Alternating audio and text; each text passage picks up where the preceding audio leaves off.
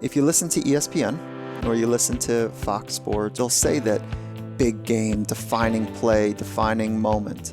And there really isn't such a thing. And so when it matters most is now. It's not later. It's not the Super Bowl. It's not your Everest. It's not the pitch that you're going to give to a VC firm. That's not the moment. The moment is now, and it's always now.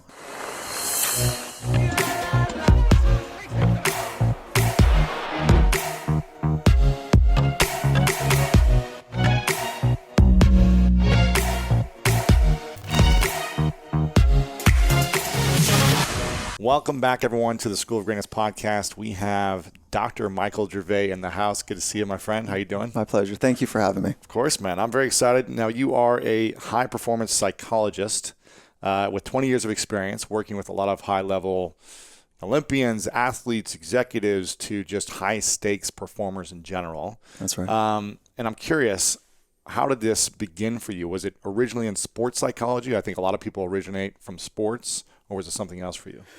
Yeah, great question. I'll take you back to how it started for me, which I think that most trajectories in life begin with some sort of pain. Mm-hmm. And so if we can get clear on what that is, then I think the path gets much easier. So I'll start there. But before I go there, the mechanical part is pretty simple. Undergraduate degree in psychology, master's degree in kinesiology. I'll put an asterisk on that for a minute. And then back to a PhD in psychology with an emphasis in sport. Mm-hmm. And then licensed as a psychologist in California. And then figured out I didn't know anything. At that point, I still didn't know anything. I knew all the theories. Yeah, I mean, with all those training. But what I did know is all the base theory. And I got to stand on the shoulders of giants that have researched over and over again, like how the human mind and body work together and what those theoretical orientations were. Right. Phenomenal. But you weren't like a tactician at the time yet, like working in the weeds with people's minds. No, not yet. And their fears. Not enough. Yeah. And then I went more like role playing in class or something. Yeah. But not yet. It was, right? You're about to go on stage. Let's walk through your fears. Yeah. I remember the first time. I'll get to the first question in a minute. But the first time that, so before you become licensed, you have to be supervised for 3,000 hours. And that's by another psychologist saying, hey, why did you put your pencil down at minute 22 in the conversation? Oh, my gosh. And how come you took the conversation this way? Did you miss A, B, and C? And so, there's an intense amount of training that goes into sitting in front of another human being and having them express what's deep within them, right? Their aspirations, their pains, the dark side, the light side. And there's incredible training just to say that for me, there's incredible training for me to say that at that point, after the 3,000 hours, I still didn't know anything. Wow. Yeah. And so the reason that I knew I didn't know anything is because I hadn't been in the trenches yet with people that were masterful, people that had created enough training that they could authentically express what's within themselves.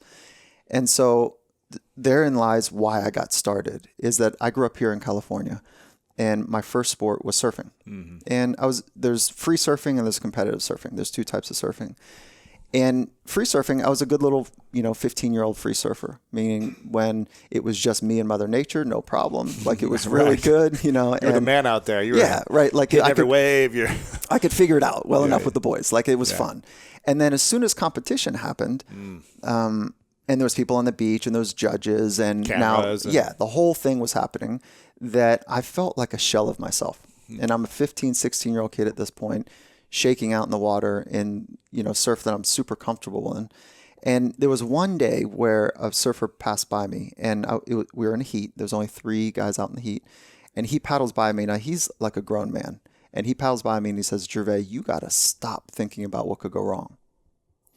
And I said, how the hell does he know what's in my head? That's it. Like, I couldn't feel my feet. I couldn't feel my body. It was completely disconnected to my board. And so, like a good competitor, he didn't tell me what to do. Yeah. He just told me not to think about all the things that I was worrying about. So I sat for a minute and I said, okay, well, if that's the case, let me start thinking about what I want to have happen. And so I just kind of mused and created some imagination about what it would feel like to surf at my best. Mm-hmm. So that was the first introduction, looking back with hindsight, that I had to sports psychology. And I got out of that heat and I said, there's something to like how my mind's worked. It's screwed up. My mind's screwed up. Like I can't be myself as soon as there's people watching and judging me, right? And so call it performance anxiety, call it whatever you want. I didn't have command of my mind. And I didn't know there was such a thing as sports psychology, but I knew that the mind and my craft there was an intimate link at that point. And so that's what started it, that intersection of pain of not being able to authentically express what was inside of me. And that's what kind of took me down this path. And so you started researching and studying this while you're in high school? No. Yeah, I wish I was that switched on. No, I mean, I barely got out of high school. And I was the first person in my family, to go to college. I started junior college because there was this moment in time when my mom, I specifically remember it, she pulled me aside. It was my senior year in high school, and she pulled me aside and she said, Mike, we tried. And your father and I, we went to the school of hard knocks, and we didn't know how to support you in this way. But at this point in your life, you need to do one of two things. You need to go to junior college, and we'll help you there, or you need to get out and get a job. And I thought at 18. I was like 17, 18. I started school early. And I said, no, I know how to go to school and surf. So let me extend like year 12 to 13 and 14. Let me see if I can just play this game a little bit longer.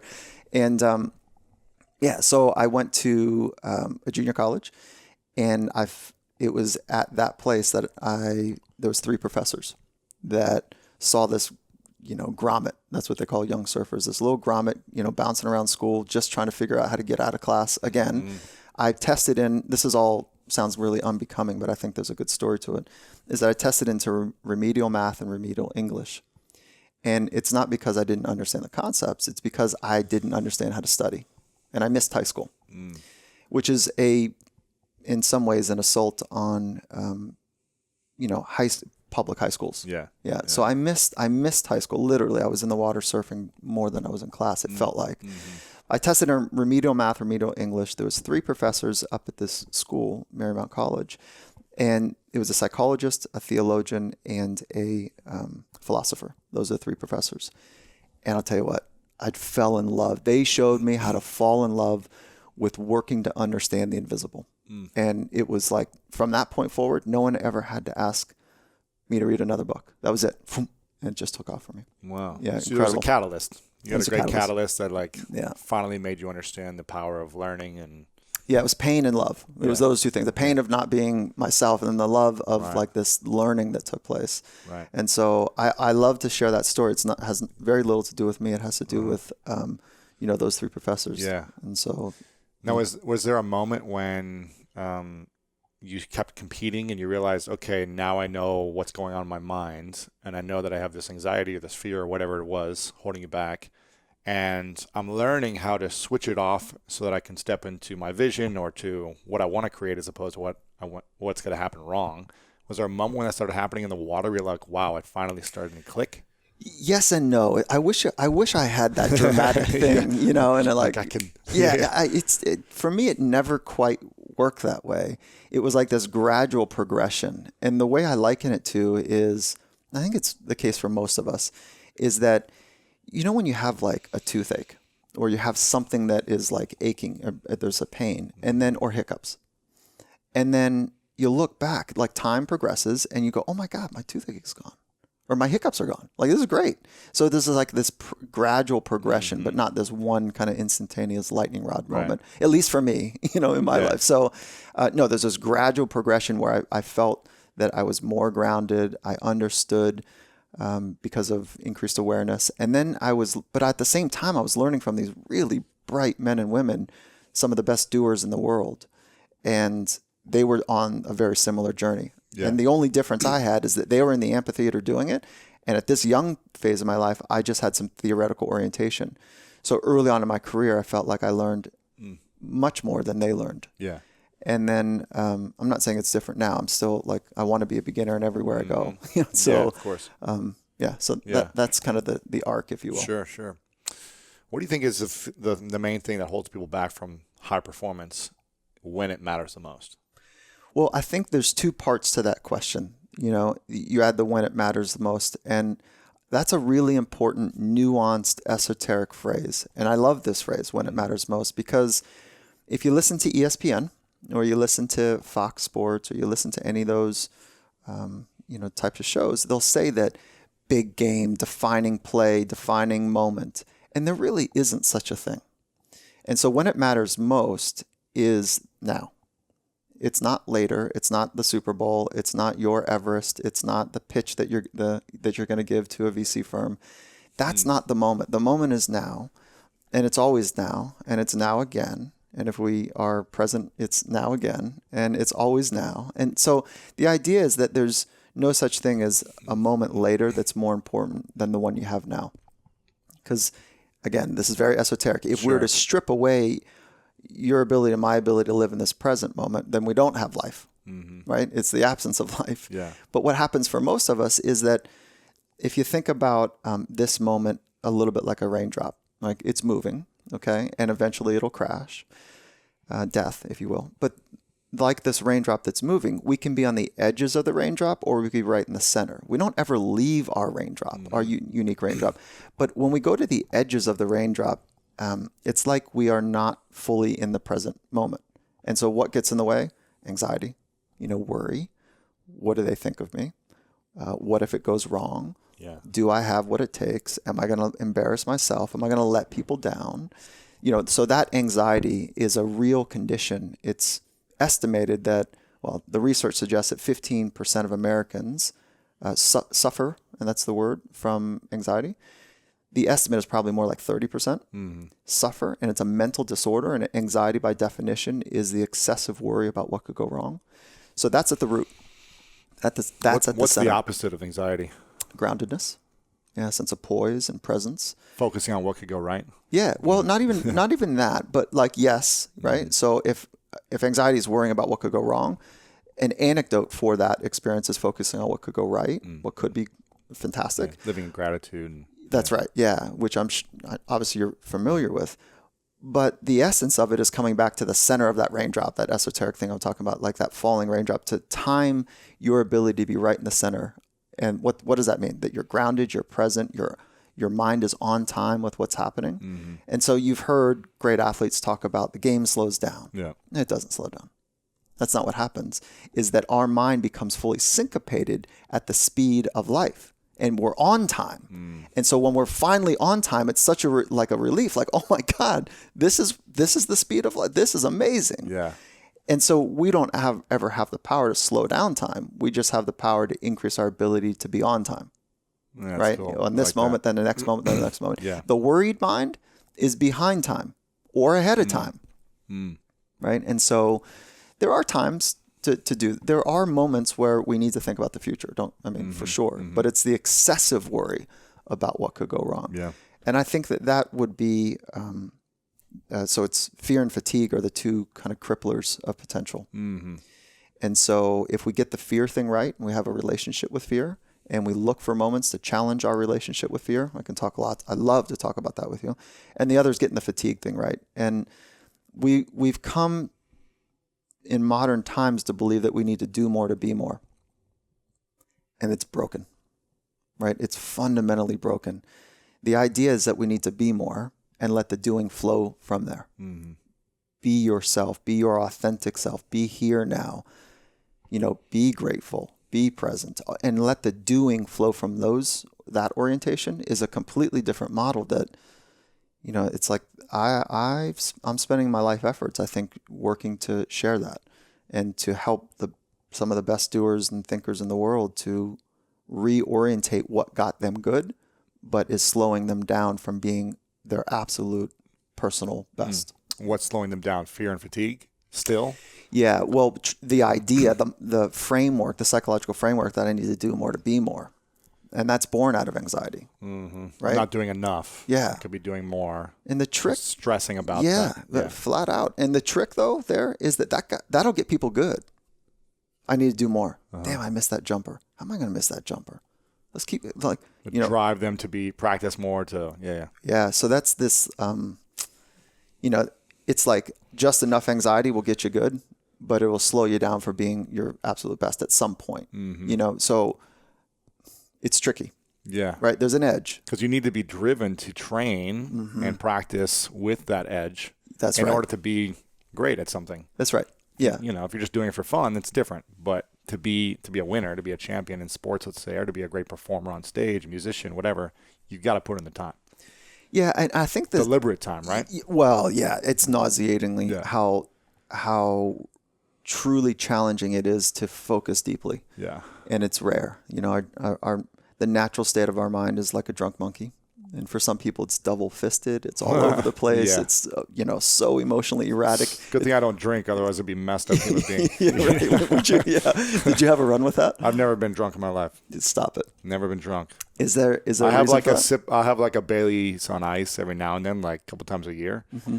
But I've never felt like a buzz or anything. I think when I went in high school, first off, I went to a private boarding school. So you weren't allowed to drink. And I was just kind of like, I don't really care. Some kids were, but I was in the dorm and didn't really have access to it and didn't care. What were you focused on? Sports. Mm-hmm. I mean, my vision was to be the best athlete I could be and to go, get a college scholarship, play professionally. And so when I went to college, I remember when I graduated high school, all my siblings were like, you're going to be this drunk jock. Like, we already know it. And I think out of spite, I was like, I'm going to bet you I'm not going to have a single sip of alcohol my entire career in college. There you go. So I didn't have a single sip. Yeah. I went to so many college parties after football games, just like crazy drunken parties, but was never even tempted. I think because I just had in my mind my teammates are losing their edge the more they drink, and the sloppier they are, they weren't recovered for the next day, and it was holding them back the whole week and performance. So for me, I was just like, I need every edge as just I didn't have the speed, the strength, the skill as everyone else. I was like, I need the mental edge. Yeah, there you go. And if being hungover is a significant problem to being consistently great, that becomes problematic. And so I had a similar experience to you, right? And mine was born a little bit differently. That I had a family of addiction. Yes. Right. So it was in my family, and I saw it, and I said, I'm not going down that path. Yeah. So it's easy to repeat that when one feels like it's not enough. One drink feels like it's not enough, but a thousand's, no, what's the saying? One's too many, a thousand's not enough. So there's this craving that I felt early on to it. And I said, wow. Whoa, which I'm so thankful that I had such dysfunction that I was able to witness. Sure. But I knew that if I'm doing what my boys are doing, that I'm not getting up in the morning and surfing. Yeah. So forget about it. No, you're sleeping in. I love it. Exhausted. Yeah. Yeah. So fear and anxiety. So. No, fear and fatigue. Fear and fatigue. Sorry. Yeah. Why? So it's hard to perform if we're fatigued physically and emotionally, right? Mm-hmm. But why do we fear so much about what could go wrong, what other people think about us, who we're going to let down, that we're not worthy enough, good enough? Why do we fear that? It's a great question. So much. Yeah, it's a really great question. For our whole life. Mm-hmm. Yeah. So there's some biological things we can take a look at, and then there's also psychological, right? And then so it's the interaction of those two. Biologically, our brain, as best as we think, and it's 3 pounds of silly putty that sits in our skull that's more complicated than, the brightest minds in neuroscience are still amazed by how our brain works. And so, but we think that our brain is designed to scan the world and find what's dangerous, right? And so our ancestors passed that gift on to us. Your lineage passed that gift on to you, that they were able to survive. And so how survive? Way back in ancient times, that they could scan the world and easily discern how to be ready between, now let me say it more eloquently. They could scan the world and find what was dangerous or what was threatening, so that they wouldn't be eaten. Mm-hmm. Eaten by the saber-toothed tiger, as the story goes, right? Or they want to eat something bad, or they want to, protect themselves. That's right. So then not only was nature dangerous and all the elements in nature, but other humans became dangerous to each other. So now what we've created is the heightened ability to read microexpressions. And microexpressions are the small squinting of the eyes, the frontalis muscles between the eyes. And when those squint or don't move, it's a sense of threat, right? Because we don't know what's happening to that from that person. And so if you got this ancient brain that's programmed beautifully to find what's dangerous, and we scanned in an undisciplined way our environment around us, we're going to find dangerous things. Yeah. And in modern times, we're not chased by saber-tooths anymore. The new modern saber-tooth are other people's opinions. And so We're well conditioned from an early age, and this next generation is going to be even more well conditioned. Social media. With Insta highlight reels for everything. My life is better than yours. I'm going to show you via a snap picture. Is that so we've got this real challenge that to pursue a path of our personal best, we have to override our DNA. That's hard to do. That's really hard to do. It requires deep commitment to training. Yeah, and that's what psychology, the optimal opportunities that psychology offers us is just that. How to train our minds to override our DNA and to use the smaller parts of our brain to scan the world and find opportunity. How can we train our minds every single day, throughout the day, to do that? Yeah. To overcome this fear. What are the things that we could be doing? I will rattle off as many as you want to hear, like tactics.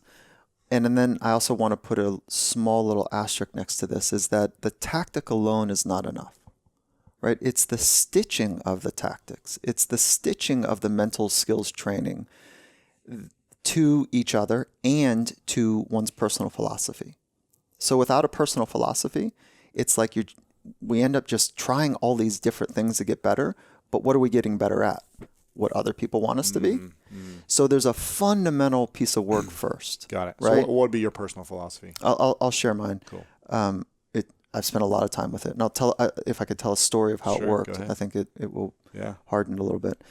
Is that so I needed a mentor when I was growing up, and I'm thankful. What's up, Gary? Like, I'm thankful for Gary. He helped me out in so many different ways, even currently today.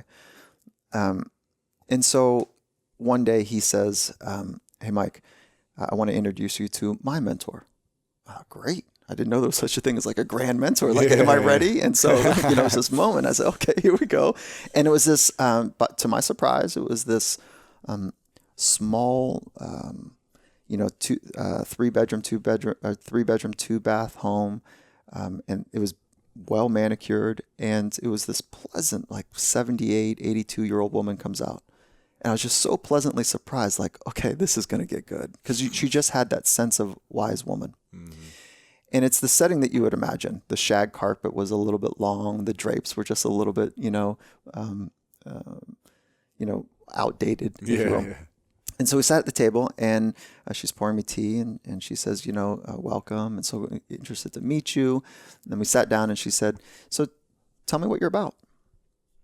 And I said, okay, well, the things that I'm most interested, okay, let me start this way. And she looked at me and she looked at my mentor and she said, I thought you said he was ready. I said, I am. I am ready. Like, wait. No, I want to answer that. And she grabbed my tea and she said, when you're ready, sweetie, I'd like to share this tea with you. Ooh. Yeah. So I was like super embarrassed in that moment. Like, I thought I let my mentor down, and, it was like this really intense experience. Wow. How old were you? I was at that point, it was right after, it was like 26. 27, somewhere in that range. And so I didn't know what to do. And so it was this awkward moment, but I knew that I was not prepared to even answer the most basic question, who are you? And so that's where I just want to anchor that, because I think that captures what most of us feel like a lot. Most people don't feel like they know who they are. Yeah. And so I had this dramatic moment for me, but I think it's a really important process to go through. So let's call it a personal philosophy, but then let's extract one level out from that. The greatest and the most influential people across the globe are very clear about their philosophy. The greatest movers and shakers and change makers are spiritual leaders and political leaders, for the most part. And now we're starting to see business leaders, to do that. What was Confucius' philosophy? What was Buddha's philosophy? What was Jesus' philosophy? They're really clear. Jesus was, and I want to oversimplify a beautiful set of traditions, but Jesus was more about love and service. Buddha was more about, that all people are suffering. And then so let's work through compassion to live with love and kindness. What was Martin Luther King Jr.'s? Dr. King Jr.'s was about equality. Malcolm X, equality, totally different tone, totally different approach. Mother Teresa. Helen Keller, what was Helen Keller's? Like, okay, I'm going to go for it. And like, I deserve to be educated as well. She changed the educational system. So the most influential people were very clear. Why? Because they lined up their thoughts, their words, and actions to the thing that matters most to them. And that's what a philosophy is about. Everybody already has one. You have one, I have one. Whether we could articulate it at knife point in a dark alley, totally different element, right? And so I think that that's a nice litmus test. Like, could you get it out in front of a deranged person who's got a knife to your throat? Like, are you that clear what you stand for? And do you have your personal philosophy? So that's the litmus test for folks I work with. And I'll share mine. It's every day is an opportunity to create a living masterpiece. And so there's optimism embedded in there. There's creative juices embedded in there. And then there's, this idea of a living masterpiece.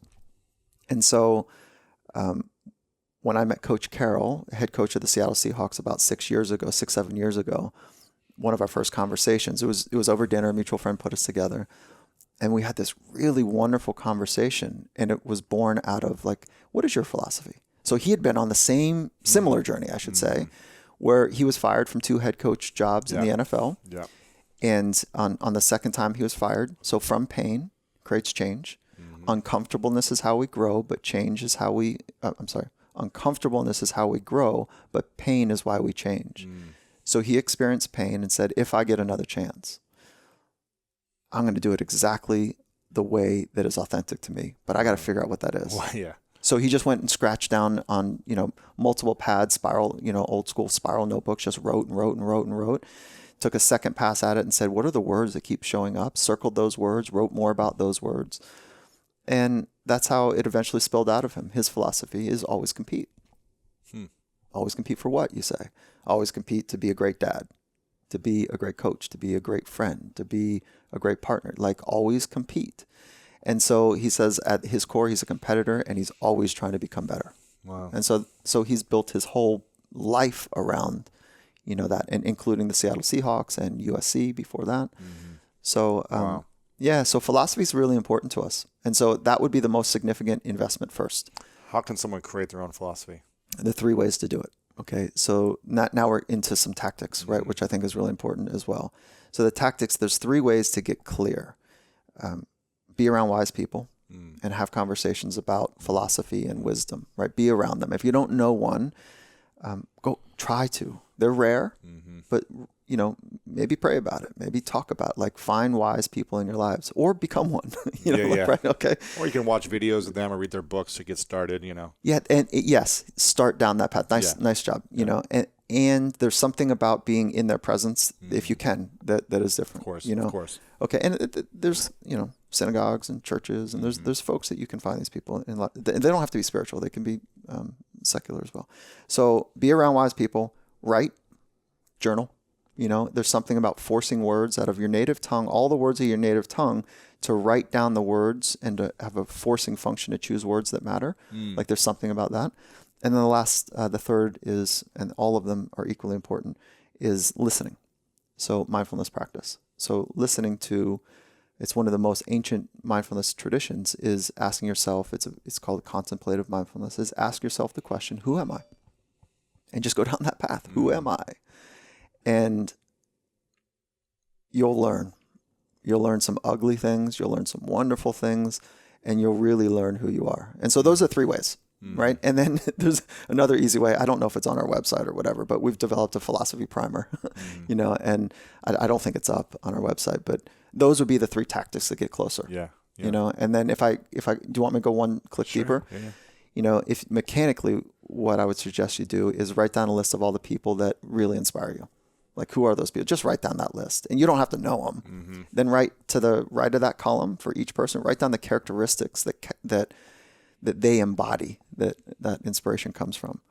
So if it was let's say Martin Luther King Jr., and you say, courage or intelligence or people person or conviction, okay, those words matter. And then as you go down your list, you'll start to see some characteristics. You'll start to see some stuff. Yeah. And then once you're clear, I don't know, we talk about going from clarity to conviction. And that's the entire arc of mental training. Is first you got to get some clarity, and then invest in your craft and invest in your mind, so that you can live a life of conviction. Yeah. In any environment, you can be about you in any environment. And as humans, there's only 3 things we can train. Everything falls within one of these 3 buckets. We can train our body, that professional sport, and has done great to show us what that looks like. Yeah. You can train your craft, and we all have a craft, right? Like athletics or arts or music. It's easy to see that, your craft of interviewing and writing, and many more probably. But there's also other crafts that you have and that we all have. It might be things that we're not paid for, but we're passionate about. Yeah. Okay. So it could be parenting. It could be guitar. It could be lots of different things. Okay. So you can train your body, you can train your craft, and then you can train your mind. That's it. Those are the only three. So we don't see training the mind as being extra. Who's got extra time nowadays? There's no extra. It's fundamental to becoming your very best is training one of those three elements. And if you train all three of them, it's an accelerated path. That's, What's the best way someone could train their mind on a daily basis? If they have 30 minutes a day. Yeah, good. So start with your philosophies. That would be mental training, right? Get clear. Clear down your philosophy. That's the first part. Figure that out. Yeah, and that's lonely, deep work. Yeah. And that might take years. Or it could spill right out of you, right? So start now. The Dalai Lama has something, or it was actually a former Dalai Lama said, enlightenment takes lifetimes or the next moment. So pay attention. Yeah, exactly. Yeah. So that's the first. And then the second, I would say the second largest pillar would be to invest in mindfulness. I'm happy to talk about that, but you can train confidence. You can train calm. You can train your ability to be focused in the present moment. You can train optimism, which is an accelerant to mental toughness. I know that you have great value for training gratitude. And so Martin Seligman did a wonderful piece of research out of UPenn that just writing down at the end of the day 3 amazing things that you experienced has a significant impact in life satisfaction. It can impact your relationships with others. Yep. If you are depressed, people that came into his study stabilized their depression. People that were not depressed that came into this study, after I think it was 1 month, 3 month, and 6 month follow-up, they had a significant overall increase in their overall life satisfaction. It's as simple as writing down 3 amazing things, right? And so that's one way to train optimism and gratitude. So there's lots of ways to do it. And I don't know if you want a specific tactic or mindfulness. Do you mean meditation or you mean other type of practice? So mindfulness, you could substitute the word meditation for mindfulness. Meditation for us conjures up a term that there's a lot of stigma attached to. And that stigma is changing. But I spend most of my time in very rugged and hostile environments. And to talk about mindfulness in those environments is a stretch, to talk about meditation is the stretch. Mindfulness feels like, okay, mindfulness training, what is that? Yeah. Well, it's about increasing your awareness. That's important. Meditation has that all other baggage. Is it the same thing? Close. Yeah. Mindfulness is a state and a skill. Meditation is the skill training mechanism for it. And so let's just, for simplicity, call it mindfulness training. And I mean, do you want to go deeper than that? Yeah. Well, if the definition of mindfulness is the ability to be here now, to be where your feet are without judgment, without the noise, the idea is to get to the signal, and the signal is always now, and to gate out the noise. I mean, engineers right now are going, yeah, that's what it's about, signal to noise ratio. But that's what it is for our minds as well. And remember, our natural state of our mind is like a drunken monkey. So a disciplined mind, a still mind, is rare. And mindfulness is increasing your ability to recognize when your mind is away from the present moment and bringing it back. And it's not about not having thoughts. That's an old thought that most people are recognizing that that's not the case. But mindfulness is really about once you recognize that your mind has wandered from a particular state or there's judgment around it, to gently bring it back to now. And that now can be a breath. It could be the next thought, whatever, right? And so there's 2 types of mindfulness: single point mindfulness training, and then the contemplative style. Single point mindfulness is as simple as focusing on one thing for an extended period of time. So master the inhale, then the exhale, and then master the inhale again, and then the exhale. So that's just focusing on your breathing, right? One breath at a time for, let's call it 6, 7, 8 minutes. That's the minimal effective dose to get some therapeutic effect from it. And then the optimal dose is 20 minutes a day, according to research and science. Focusing on single point. Just single point. And then so on your inhale, your mind will wander, right? And an inhale takes about 4 seconds. So just the inhale, your mind will wander. And then once you notice that it's wandered, great, that's the moment of awareness. Bring it back. And then just bring it back gently. swiftly, quickly. Yeah. And so you're training the skill of refocus. You're training the skill of awareness. That's single point mindfulness. It could be a dot on the wall. It could be a mantra. It could be a sound. It could be your breath. It could be lots of things, right? That's single point. And then the other is contemplative, which is it involves some sort of relaxation strategy to relax yourself, just like the single point. And then just watch. Just watch what happens. Watch your thoughts. Watch where thought A, how it transforms to B, to B1, to B2, to B3, to maybe over to C, and just watch without critiquing or judging and just go on that ride. Sure. And that's the kind of the second tactic to mindfulness. Who are some of the most impressive performers you've worked with that you're allowed to talk about? Yeah, thank you for that.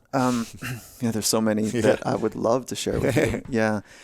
Well, I'll do one that's nameless right now, and then I'll do a couple that have been public about it. And this is one of the challenges of being licensed as a psychologist is that we create an environment between client and myself. We create an environment that is unlike anything else, where the sanctuary of trust and the depth of the conversation that we go in are like no other normal conversation. So out of respect and trust for the code that we've established, that I don't share names in that way.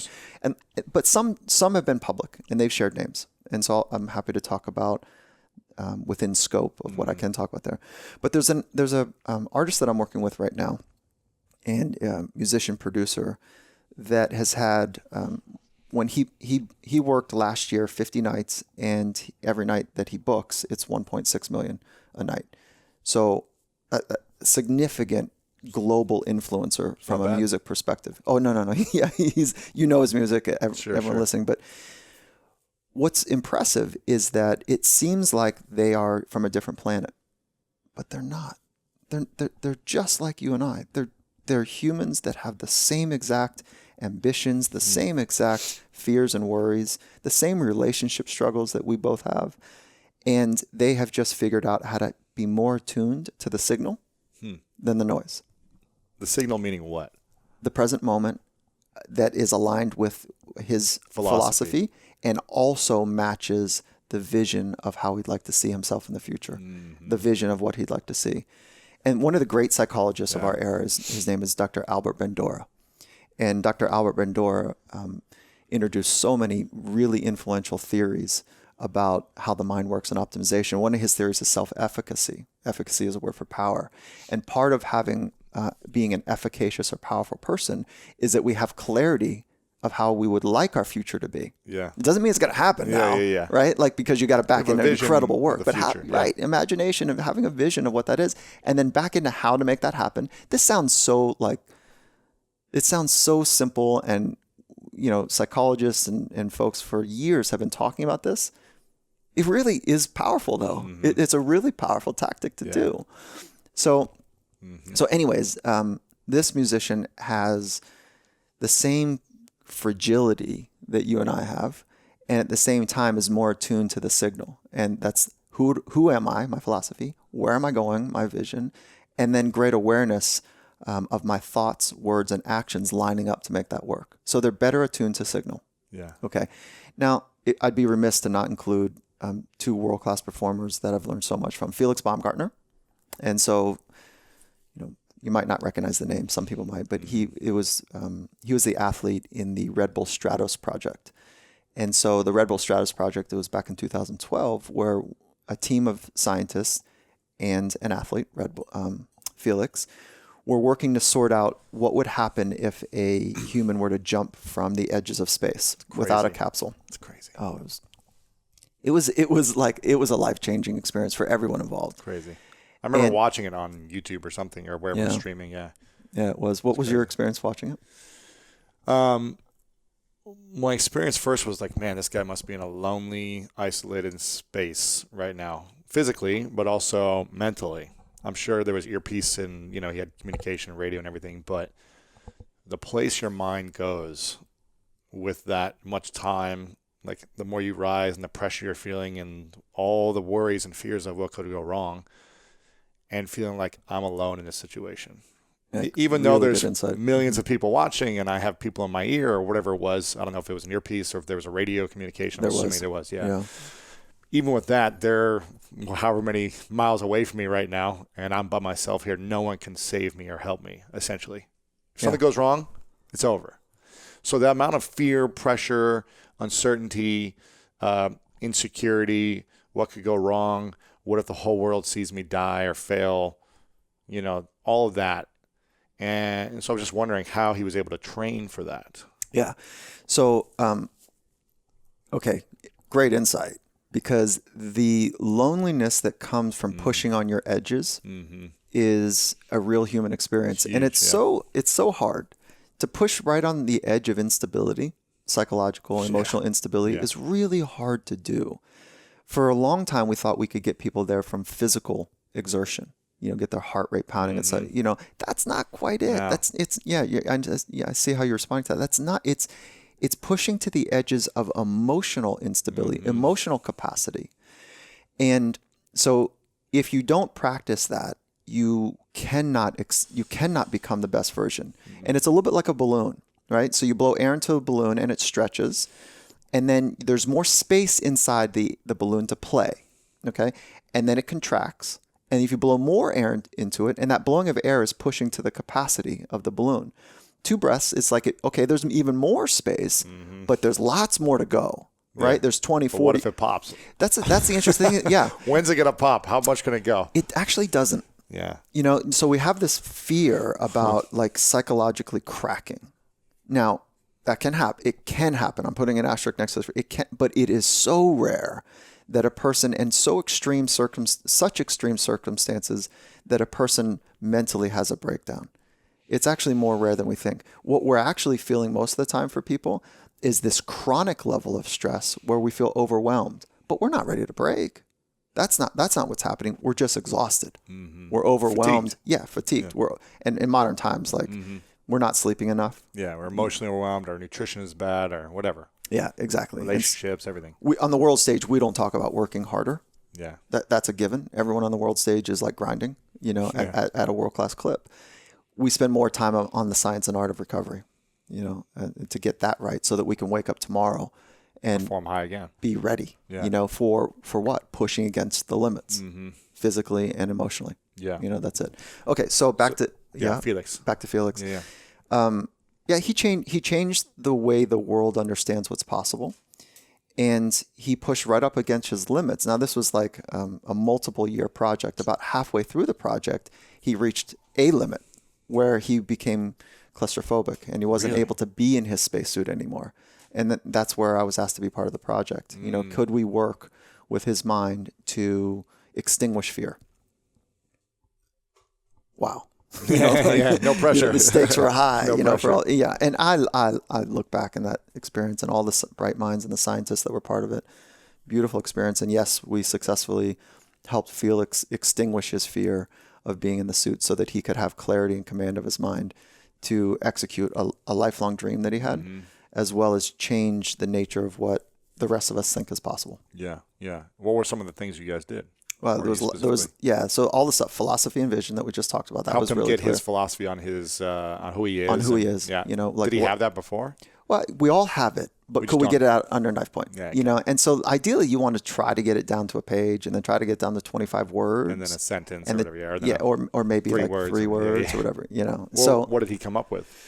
Yeah, that's not public. Okay, gotcha. That's a great question. I wish it was. There's going to be a documentary coming out. Sure, he'll share that. Yeah, so it's coming out soon. So cool. I'm sure he'll share that. Assuming it's breaking limits or something, Yeah, you know what I mean? Yeah. Well, anything's possible, whatever. Yeah, something. You didn't say it, but I'm saying it. Yeah, that's good. And so, okay, so that was part of it. And then the other part is if we need to extinguish fear. So anyone that's, Before we go there, when he got clear on that, did a lot of his fears start to fade then, or was there so much more that needed to happen? Yeah, there's still more, right? Then we need to actually train the mind. So getting clarity is really great. Yes. It's the foundation. Yes. And then it's like the 2 anchors, philosophy and vision are 2 really important pillars or anchors in the system. And then the space between clarity and conviction is the place of training the mind. So we spent time identifying the thoughts that got in his way. And then we spent time on strategies on how to change those thoughts or work with those thoughts to have more optimal productive, progressive thoughts. Can you give me an example of maybe not for example, him. General example. Yeah, cool. I'm afraid I'm going to die. This shit again. You know, like that's a thought, like I got to do this shit again. That's one, something like that. Or another one would be like, oh my God, the pressure's really on today. Yeah. Or something like, man, I'm going to let some people down. It's all the stuff that we've already talked about, but it's increasing the awareness of that destructive, negative, counterproductive thought. So if we're forever going to look bad, or if we're going to let someone down, what's something we could do to reframe that? So go back to your philosophy. It probably doesn't have anything to do with others, you know, like living to their standards. It probably has to do with caring about others, not caring what they think about you, right? Somewhere in that range. So there's this necessary work, I think, that is required for most of us, which is a decoupling between what we do and who we are. And if you can pull those two things apart and no longer be bound by I am what I do, and if you can pull those two things apart, then there's great freedom. And it's the freedom to say, you know, I can love you and not give a shit what you think about me. And if you can find that space to love other people as best as you possibly can, which can only happen by the way that you love yourself, right? So our relationship with ourselves is really important. So I love you and I don't care what you think about me anymore. Incredible freedom on that side. So we needed to get some of that. The other part was recognizing the counterproductive thoughts, having a way to work with those thoughts to get over to something that is more productive, more positive. And that sounds all wonderful, but the way that you do that is that you've got to be credible with what you say to yourself. Credible. You can't say to yourself, like, I'm a tough MFer. And you're not. If you haven't done the work. Yeah. You know, like, what was your first sport? Was it? I played everything. Football? But I played basketball, football, track. Football. Yeah. So football let's in college, and then that's what I thought. So let's say football. I play with the USA handball team right now still. Oh, yeah, I knew that. Yeah, that's really cool. That's really cool. Okay, so let's go eye-hand coordination or something. You know, and if I say, I'm good at that now, and then you say, oh, okay, cool, let's go play. I'm not as good as you, and I'm certainly not as good as I could be. I haven't trained it, so I'm going to get exposed. So I can't say to myself, I'm going to take him down. I can't say that. You can't fake it. You can't. There was some ways you can fake it to make it, but you got to put in the reps and there was some idea. There's some scant research on fake it till you make it. I just cannot nod my head to that idea. Yeah. It's like you've changing your physical body posture does not alone change your thoughts. The awareness that you've got a bad posture and the awareness that you've got negative thoughts, that's the game. Increasing the awareness of what's happening inside of you. And then so it's a two-part game, awareness and then the skill to refocus. Yeah. Okay. Yeah. And then so if you're going to say that I'm a stud at something or I'm good at something or whatever, like I've got what it takes, then what we say is for every epic thought that you're going to have, write down at least 3 reasons that give you the right to say that thought. So we call that backing it up. I practice every day for 2 hours because I do this, because I've had these results. I've done this, I've done that. Like I've owned it here, I've owned it there. And if I've done that, I can do this, right? And so it's like you got to back it up. Yeah. But just saying it to yourself, thoughts are invisible. So they're hard to work with. So write it down. Get it out of your head. Externalize that hard drive that's so powerful for all of us. Our thoughts, our mind is invisible. So get it out of your head. So we did some of that work. We did a bunch of breathing work. We did a bunch of mindfulness work, and just re-anchored him to like, how is he going to tell this part of his story? So that's a nice way to kind of think about it in the future. How are you going to tell this story to yourself, this moment in time, this phase of your life? How would you tell it to your unborn son? Whatever. Like, how will you tell the story? And so that helps to shape and govern behavior as well. Right. That I failed miserably, or that you... Well, that I got scared and I couldn't do it. That's okay. But that just needs to be your authentic story. Or, so there's in high stakes environments, there's only a few outcomes for story. I trained, and I backed off, right? Because of the fear. Like I got to the edge and then I backed off. That's one story. Another story is I trained ridiculously. I got to the edge and I jumped and I died. You don't get to tell the story, but that is the story. I went for it. Right? The third story is that I trained ridiculously. I got to the edge and I hesitated. I worked it out and I committed and it was successful. Yeah. So there's only like in binary situations, there's only three outcomes. And to his situation. Well, I think to all of ours actually. Yeah. The stakes are really high in life. You only get one pass at it, as we know, as we can confirm. There might be multiple lives. I don't know that science. There's lots of traditions that would suggest that. But so we get one go at it, and we only get one go at this moment. So the work really is, the stakes are really high. If we only get 1,440 minutes a day, that's it. That's all we get. And then once one is spent, you can't get it back. So the stakes are super high. Life is happening. It's happening fast. And we're really busy as a human race. So figuring out how to be more present more often, the stakes could not be higher. And so that's why training the mind to be here now feels fundamental. It doesn't feel like it's extra. And if you can't train your mind to be in this present moment, you cannot access your craft, the thing that you care most about, parenting or business or communication or sport, whatever it might be. There's people that I feel like they're isolated in their minds a lot. They feel alone. Even when there's people around, or if there's a team around them, they feel alone and isolated. And especially when there's not a team around them. Felix had a team, but no one was actually physically touching him. And you got this. He was by himself in a capsule, right? For how long was the ride up? And 5+ hours. 5 hours. So for those that feel, alone, like they're about to go out on stage, or they're alone in an interview, or they're alone in whatever, a game, tennis match where you're just by yourself there and everyone's watching. How can we, is it just like what you said? It's a little bit of the breathing, the philosophy, reframing the thoughts. Is that how we can continue to make sure that when these high stakes moments are happening, obviously every moment is high stake, but when it's like the whole world is watching high stakes, how can we,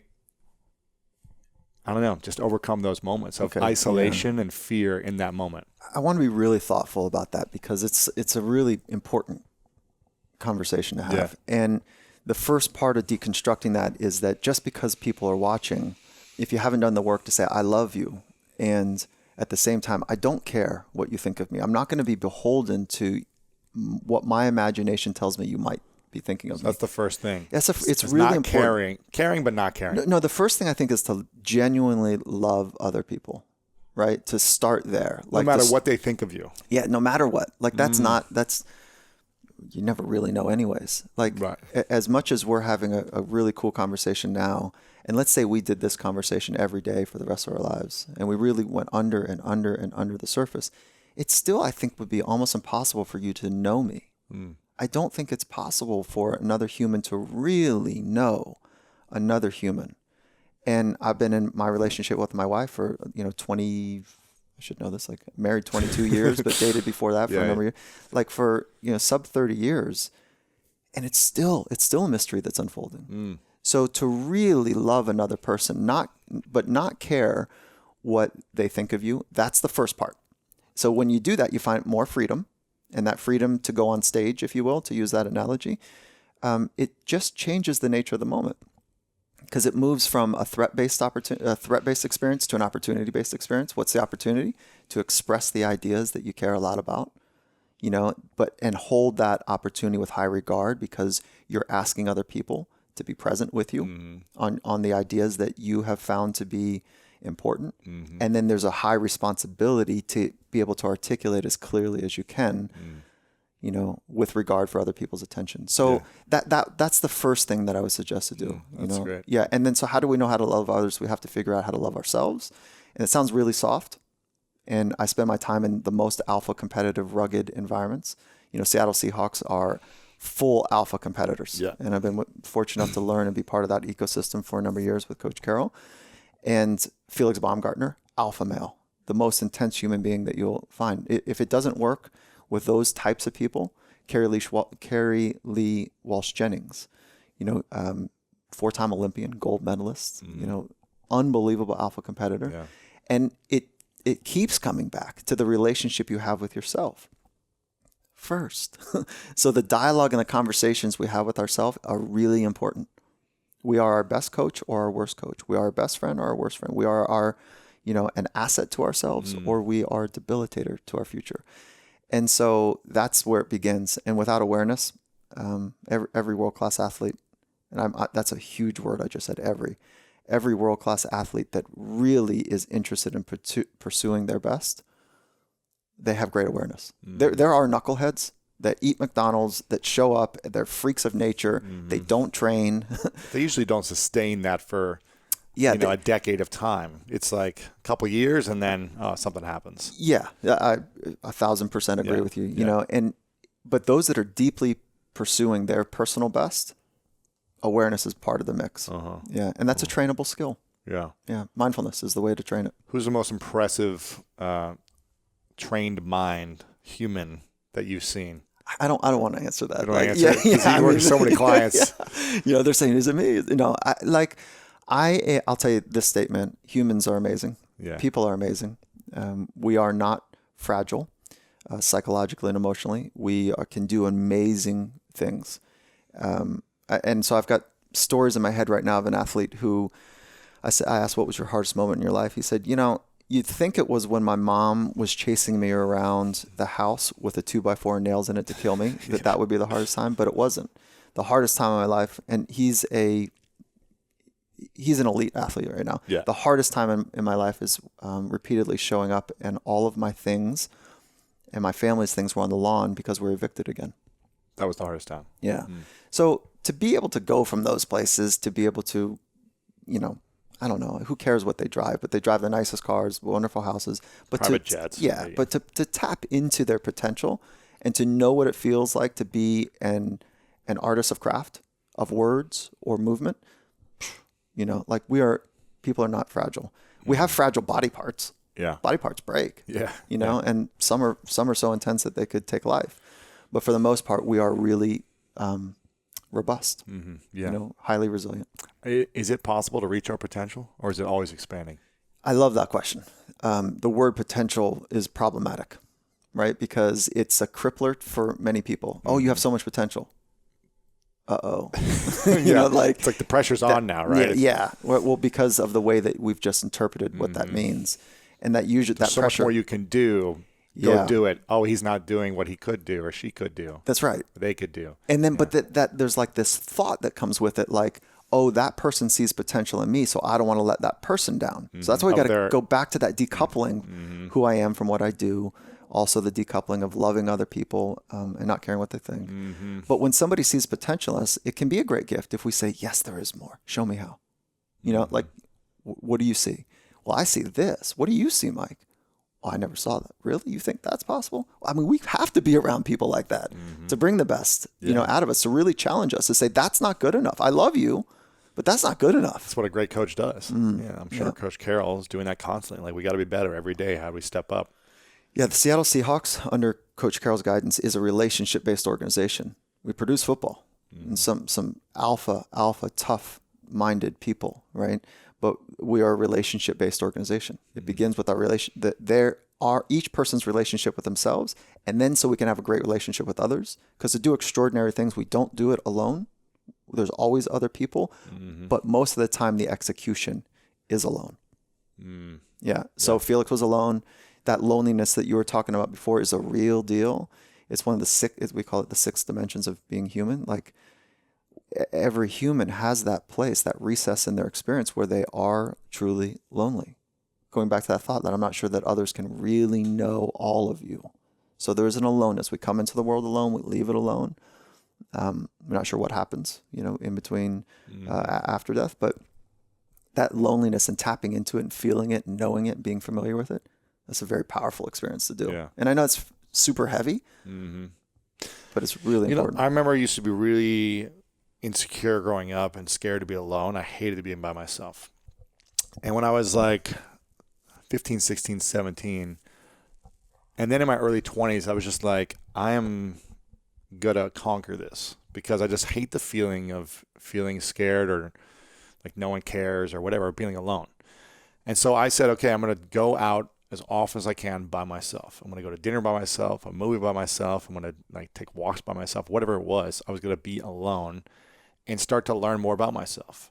And that craft or that art or that practice was one of the best things for me, because now it's like I love being alone in certain moments. I love being around other people, but then I'm like, okay, I need some space to actually be alone, and I'll go to dinner by myself and go to movies by myself still.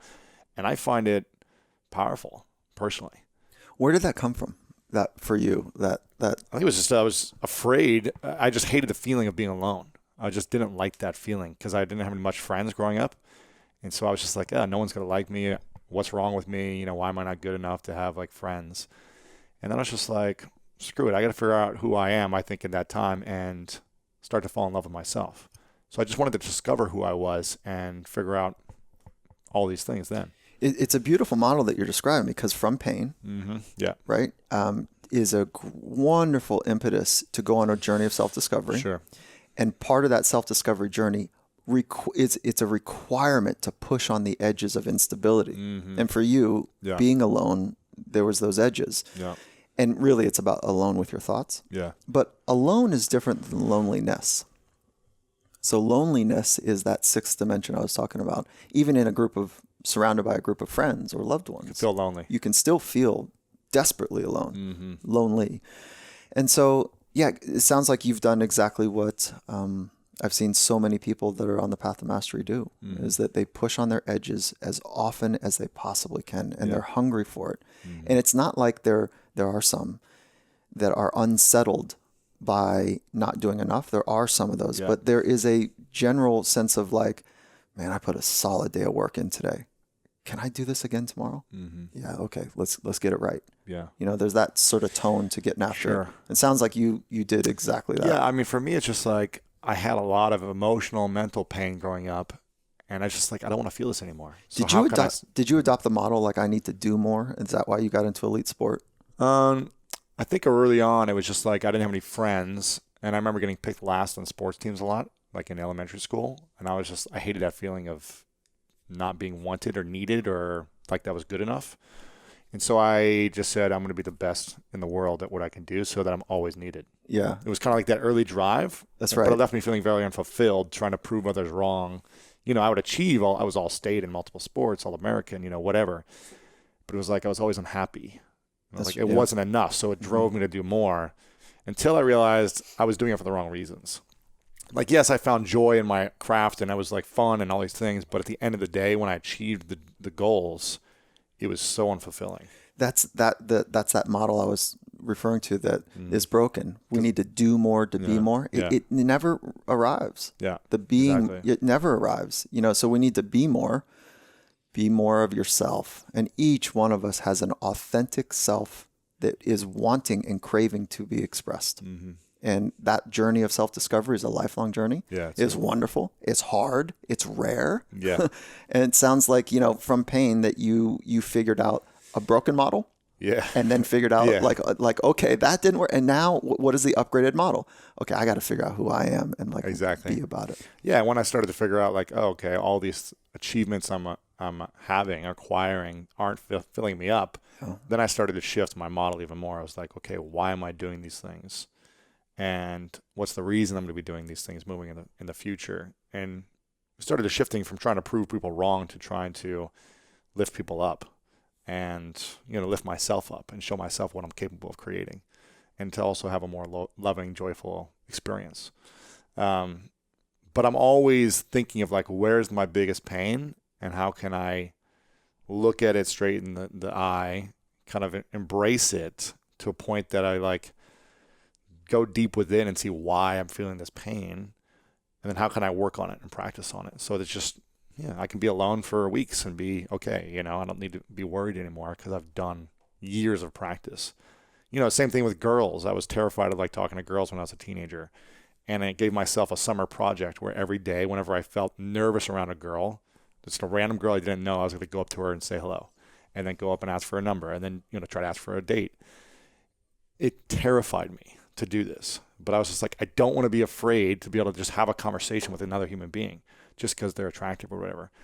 And so I try to find that in every area of my life at every stage. You know, it was public speaking in my early 20s. I was terrified to speak. So I went to Toastmasters every week and practiced and, you know, stuttered in front of people and just continued to fumble until I gained a little more confidence and put in the reps.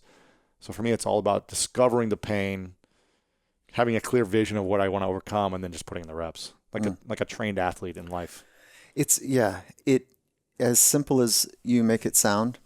And as simple as we want it to be, it is that simple. It is. It's hard. It's terrifying. Yeah. But I look at it as like a sport, as long as I have someone who can give me a little coaching or just say, go try this and here's the game plan. Then I can be the athlete student and say, okay, I'm just going to put in the 6 hours of practice today and I'll report back and give me feedback. That's how I apply everything from my sports training into life.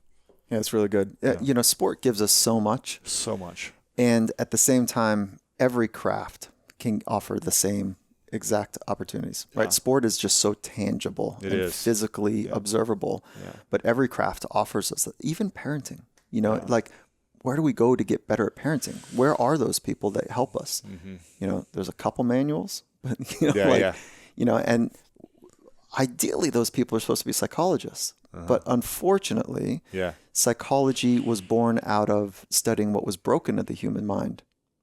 And it hasn't been until the last 30 years that we're really advancing the science of the optimal ways to use your mind. Sure. And so it's like, before the mics turned on, you asked, like, what are you excited about? I'm so excited about this point in time right now that people are really finding value and interest in how to condition their mind. Mm-hmm. And it's this incredible swell that's taking over. The industry is exploding. Yeah.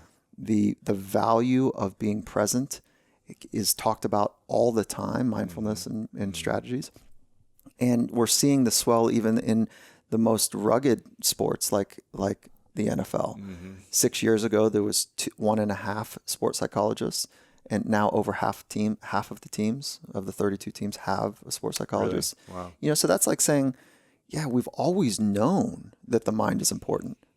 And that now there's this group of people that are highly skilled at it to be able to condition it. So it's like, God, it's really an exciting time. I think the greatest coaches from the past, like the Woodens and the Lombardis, were almost like modern day psychologists at the time. They're phenomenal. They were the ones who were able to connect on relationship level and the mental level with their players. It sounds like, otherwise there's, and the Phil Jacksons of the world, otherwise there's no way they would have been champions that many years without having the mental game mastered or trying to master it and building that relationship with their athletes. So that's how the field, the entire industry and the science of sports psychology started is, okay, there's a question, how do the best work? Yeah. Well, let's go study them. Mm-hmm. And so you're right on the money. And if you just look at great coaches, let's call it 60 years ago, they did everything. They nutrition, physical training, technical training, mindset, they did breathing, whatever. They did everything. Recovery, everything. Yeah. Right. And then some progressive coaches said, hey, if we got these strength coach guys in here, maybe we go bigger, faster, stronger, have a fourth quarter advantage, so to speak. And then that started to work. Okay. So everyone has a strength and conditioning coach. Right. Now. So now bigger, faster, stronger. And then what do you need? You need medical because they're bigger, faster, stronger, working at a higher clip. You need, right. So you need better medical, ATCs and medical, and all of that comes with it, PTs and ATCs. And then what happens is nutrition. So we saw that wave 10 years ago, right? Mm-hmm. It's obvious nutrition is part of the game, right? Yeah. It's part of the fuel. Yeah. And then, so now we're in this current wave where it's mind training. Yeah. So it's a competitive advantage. Where do we go next? Let me finish on the mind thing. It is a competitive advantage to know your mind, to condition your mind. We call it front loading. Mm-hmm. So you want to do your mental skills front loading. So you get there ahead of time of the test, right? Before the lights are on. You're visualizing. You train your mind before. You train optimism, calm, confidence. Where's confidence come from? What you say to yourself. That's it. Mm-hmm. It's not your past success. It's not if you do well in warm-ups. That's a totally broken model. Yeah. So, you can train all of these things in a very structured way. And then because it's really hard to show up on what's called an ultra marathon and physically bonk.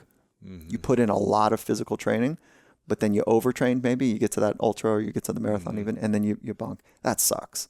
But you know what happens a lot for most people? They do all the physical technical training. They show up and they tighten up and constrict. Yeah. That's a mental error. Mm-hmm. Right. So constriction and expansion, those are the two kind of threads that we're working on. What are the thoughts that create expansion, space? What are the thoughts that create constriction or smallness? And, we're responsible for that in our own mind. So it's a really exciting time. Where do we go next? Probably spirit. Probably spirituality is really, a reconnecting to a higher purpose. Yeah. That's probably where human evolution is going to go next, like a real investment there, along with technology. Like there's going to be some genomic, microsplicing that's taking place as we're following right now that, blue eyes, blonde hair, like that scary type of thing, is like, it's real. But then are you following some of this stuff?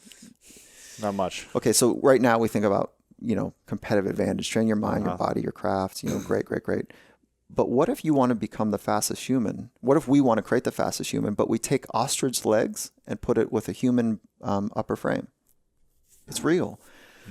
According to lab research, they are surviving in petri dishes. So how far are we away from that? I don't know. Like what happens? What is surviving? What I just described. A human top and a ostrich legs? Yeah. What? Yeah. What do you mean? How? Yeah. I mean, this is, I'll show you all this stuff. Like take a look at CRISPR. It is. Is it like creating a human from scratch, or is it? It's genomic splicing. From nothing, or is it a human with no legs that they're putting legs on? No. Yeah. So take the DNA of an embryo, right? The DNA of a human and DNA they're of putting an it ostrich. together. Put it together. Already. Sequencing those. I didn't know they were testing that specifically. Yeah. Check out CRISPR. How big is this grown, or what? Well, it's scaring us. It's scaring a lot of people right now. Like a lot of people. Yeah, a lot of people are talking about AI and how that's going to influence human performance. That's 10 years out. 5 years, 5 to 10 years. That's really going to take hold. I think that's my predictions. I'm not bullish on it yet. It is coming, right? Like some of the companies that I've been exposed to, like that stuff is really cool. Some of those cool like dog robot things are pretty. Yeah, there's some stuff there. It's just not there yet. Yeah. The most powerful thing that we can do is train our mind. Artificial intelligence is the closest cousin we can get to it. But that's going to take a while. Watching tape and watching film is a reduction down from that. But playing the tape in your mind ahead of time, it's the most powerful tool we have. Yeah. But it requires discipline. It requires focus. But we can train those, right? Okay. But AI is going to help get people that are it's going to help people with the undisciplined mind to get better at it. Wow. But it's still clunky. There's lots of friction around it. Yeah. But microgenomic splicing is coming. It's crazy. When I was a decathlete in college, I was just training all day for every sport. But at night, my weakest sport was the pole vault because I had very little training on it. And I had 6 months where I decided I'm going to try the decathlon and I'm going to try to be an All-American in 6 months when I made the decision. And I hadn't done a lot of the events, so I had a 6-month window. And pole vault was the hardest. I was maybe like a 10-foot pole vaulter and was horrible form and everything. I would watch this pole vaulting hour-long video highlight tape every single night over and over again for that whole time. I would plug it in. It was my VHS tape and TV at the time in my dorm room and just watch it until I fell asleep. And then I would go in the next morning and try to just mimic the greatest pole vaulters in the world. And throughout the whole day, I was just visualizing my form improving little by little and seeing myself go over the bar. And it was one of the most powerful things. I mean, that's when really I saw the power of visualization. It was kind of during the decathlon training because everything was so technical. Yeah. Every movement of the shot put, the pole vault, and the javelin is so that technical. Kinetic sequencing that is so cool in that sport. And having to see like the lineup and the hips of just everything and the discus or whatever. I was just trying to watch the perfect way to do it and try to replicate it every single day. But I'm, one of the biggest believers in visualization for everything. I don't use the word visualization. I use imagery. Same thing, sure. Right? But imagery gives me the space to also talk about not just seeing it, but feeling it, smelling it, experiencing it. Yeah. So this is an ability. Imagery is an ability. Visualization is an ability, which anything that's an ability you can get better at. And how do you get better at it? Well, know what science would suggest, know what greats do, how they do it. And the easiest way I can describe it is that you and I both know this, is that when you close your eyes and you imagine something sensual, you imagine a woman or whatever, you imagine that thing, your body will change. Ostrich legs. Yeah, ostrich legs. That's where you want to go. Yeah. Your physiology will change. And that's when you think of something sensual. Yeah. sexual or sensual. Like, you know that. Everybody that's listening knows that. You just close your eyes and you have this amazing experience in your mind. Your body turns tinkles. on. Yes, it does. Okay, so that's why. So you don't need any more research to know that, and every 14-year-old little boy understands this intimately. Okay, they can't control it. Yes. They cannot control that. Okay, so take that principle and layer it on the thing that you care most about. Okay, so what does that mean? That means when you close your eyes, because we're visual creatures, and you close your eyes, there's so many visual distractions. Close your eyes. You've got to warm up your brain and your mind. Mm-hmm. So your brain, from a sensual standpoint, senses standpoint, not sensual, but senses. Wake up the senses of touch, sound, smell. Wake up all of your senses. And the way that we do that with athletes is, I keep saying we, it's like, but see a fruit. See a fruit in your mind's eye. Become familiar with the way it tastes, can you control it and move it? What's the color and the texture and the feel? Wake your mind up that way, because a fruit is so tangible, right? Mm-hmm. And then if you're really good, you can taste it. Your mind, yep. And then see if you can control it. Can you manipulate it, move it around? Because that's what you have to do in imagery. Yeah. And then go straight into the thing you care about. You've got all of your senses lit up. Your mind is committed to focusing on the thing that is important to you, and slow it down, right? And then when you're better, speed it up. Mm-hmm. When you get even more skilled, speed it up again. And so if you can go full time, real time, with all of your senses in play, and you can really feel it, you're onto it. Mm-hmm. Mm-hmm. A couple more questions for you. You talked about pillars of recovery. What are those pillars, and how can we incorporate that in our lives? Yeah, so a great question. So again, on the world stage, we definitely talk more about the science and the art of recovery. Everybody works hard. And so there's 4 pillars. The first is sleep well, and that's a given, right? Just saying it, though, is important, because science is very clear. Most humans, 68% to 70%, one standard deviation from the norm for people, requires 7 to 8 hours of sleep. Independent of job function, independent of geographic region, it's a human experience. Most of us need 7 to 8 hours. When I ask people how much they're getting, most aren't getting 7 to 8.